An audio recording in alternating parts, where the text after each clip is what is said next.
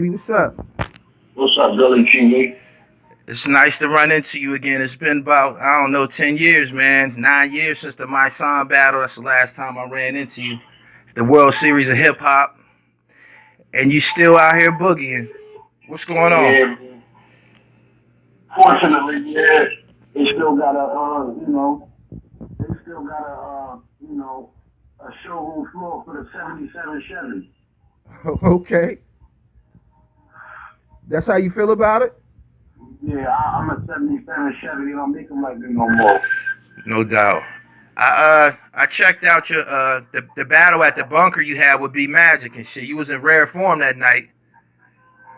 Yeah, that was well, King of the Dot. They received me very well. Shout out to Organic. Shout out to Avocado for having me over there. And they put me against somebody that was been really heating up this year. Well, really doing, having exceptional battles this year, which was B Magic. And, I performed. I showed up. He showed up. He choked in the second round. So I say I took it 2-1 the first and the third round. Right. I seen it. I loved it. I seen you drop the you said you was on your JBM Bucky shit. Why don't you give my viewers some insight on who Bucky was from the JBM? Well, Bucky was, he was a younger cat from Southwest Philadelphia that, he did a lot of, he just was a popular guy around the neighborhood, and he, he got into boxing, so he was real athletic. He had an athletic build. He took real well to the girls. The girls liked him. And then Aaron Jones, when Aaron Jones came in, what they whole get down to lay down thing, when they came to Southwest, he was the prime, suspect to lead that whole area as far as representing the JBM and Southwest. So he just was a real cool, flashy cat, real modest, real humble, but he wasn't no sucker though. So, he was nice with the hands and, he embraced all the things that the dope boys in the 80s, had, which was the jewels, the clothes, the look, the gazelles, the latest gear. Being cool and being known by the artists such as LL Cool J, Jam Master J, Steady B, and Dougie Fresh. He just was like a people's person, and like I said, he wasn't no sucker. He let his gun go, and I was kind of like just bringing back that whole feel to introducing that type of mentality to the battle rap world. So I was like, I'm back on my chubby shit, my JDM bucking shit, my that shit, nutty shit. So that was kind of like paying homage to JBM and Bucky and what Southwest really stood for back in the 80s, early 90s as far as hood celebrity is concerned. No doubt, no doubt. I was really impressed with the battle, man.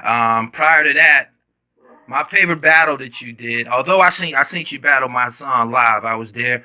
I liked it. Your battle with Iron Solomon and shit.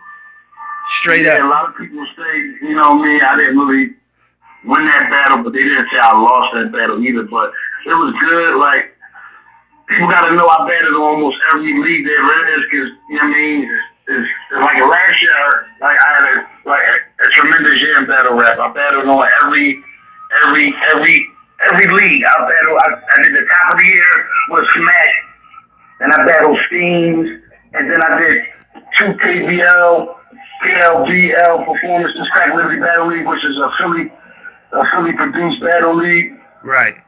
And I battled Steams, Cortez, Nestle on Don't Flop. I battled Jims on Trap House New York. I battled D Magic on King of the Dot. So I just battled like 8 people last year. Yeah, you on every platform, man. That's a good look. I was inspired, when we had our contact on Twitter yesterday. I was inspired, and I started to look at some of your old material, and I came across the Too Raw from the Street shit. Tell me how Tell me how you came in contact with Too Raw. How you meet Big Star. Hold on, wait till I finish again again. Hello? Say it again. Tell me how did you meet Big Star? I met Big Star through Kre. Kre went to Cheney, I think Westchester, and Kre and Big Star was good friends. So Big Star was recording a lot of footage of Kre Forch at that time when he was in school. Him and his man Dexter had a group, but Dexter had got locked up, so Kre was left in the streets to hold the torch for Tasking Projects, and then Kre was just doing his thing.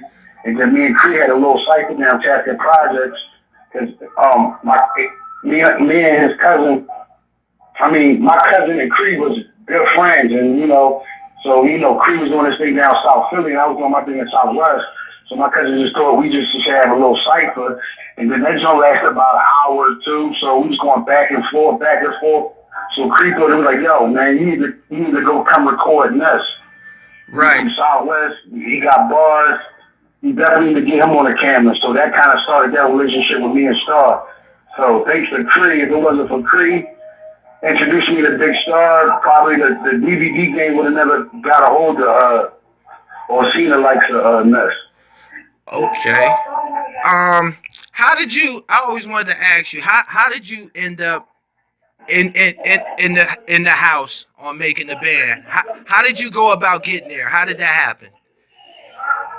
Well, it was a nationwide competition, and I guess at the time 103.9, which is like one of the main urban stations in Philadelphia, they was chosen to lead up the competition in Philly. So I had befriended my man Jay Black, which was the program director on a couple of shows on 103.9, and I had befriended him by following around Miss Jane on her promo run for her album back in 2002, 2001, 2002. So by going up there and being impressive and freestyling on the radio, he was like, "Yo, you hot? Anything come through my avenue, I'm gonna send it your way."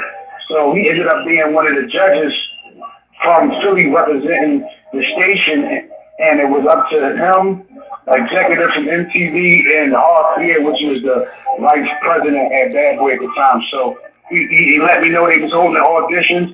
I went down there. He gave me 30 seconds. There's a lot of people down there, so I really didn't get a chance to showcase my talent. But then on the show, they had picked a bunch of people, but they didn't think they had enough to actually make the group. So they actually did the whole talent search again. And when it came back to Philly again, that's when I made the show. They put me on a callback list to come audition for Buffalo, New York. I was in Renton, which was maybe 3.5 hours away. Got the call, got up there late, decided not to wait in line, just walked up to the door, and they had it. My name was Paul Neck, so I was pulled straight from the street into the line to audition for Buff, and that's when we get the infamous E-NESS falling in front of the Buff Daddy and the whole Bad Boy family in my first audition.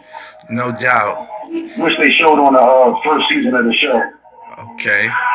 Hey, what happened to Monster from Scrap Metal? Ness. Monster, it was him and Sean Brown, and they was doing, they had this duo thing, they had the Scrap Metal, and they was cutting hair down Kensington, and I don't know exactly what happened, but I guess he had caught a case or two, and he just decided to fall back. Then he jumped back in it, then he fell back, and Sean Brown jumped in it and fell back. They just had a lot of situations where he just wasn't confident and decided not to, just keep pursuing any rap career. Wow. But Monster and Sean Brown was two of the nicest MCs from Philly, so. No doubt. I wish they would come back to the game because the game need them. They're both talented artists, talented MCs. No fucking doubt. Two of my favorites, man. Word up. Yeah. I think were you on Too Raw before Bad Boy or after? Say it again. Was you on Too Raw from the streets before you was in Diddy's house or after? Yeah, I was on Too Raw the street before. Okay. Yeah. Okay. No doubt. That's what actually gave me the confidence to audition for the contest because I had been writing rhymes, but not as long as a couple other artists out of Philly that was known for having, big long-winded rhymes like Beans, State Property, Oskino, PD, Free. So I had spent like almost a year in the county jail and just honed my craft and just really just went hard on my pen and just really just kind of gathered up and built up a large discography of rhymes. So by the time I got out and Big Star, I just had a whole trash bag full of raps, songs which I recorded with my man Black Key, which went on to do big things, Big Star, battle rap, or just making a band auditions. I just had a lot of material written. Okay. My last question for you. I want to know who your top 5 Philly MCs. Top 5. Definitely Beans, Tariq from Black Thought from the Roots. No doubt. He definitely got to be top 5. I would say EST out of 3 times Scope. Right. I would say Cassidy. That's 4. That's 4. And I would really give it up to say top 5 lyricists, right? Top 5. Yeah. I want your top 5, my nigga. Oh yeah. And I definitely got to be one of them. There it is. There it is. I appreciate you, my nigga. Who you got up next? You got any battles up? It's scheduled. I got Danger Zone and I got Danny Myers. Danger Zone and Danny Myers. Danny Myers. Okay. Okay. You got to box with him. You got to box with him. Ooh. Yeah, I know. Danny, he coming with it. Right. Danny coming with it. Danger Zone is not a fucking evil on the mic, so I'm definitely prepared well for them and just, continue my this little streak I've been having and get fans a good performance and get fans a good show, man. Get battle rap fans what they paid for. Yep.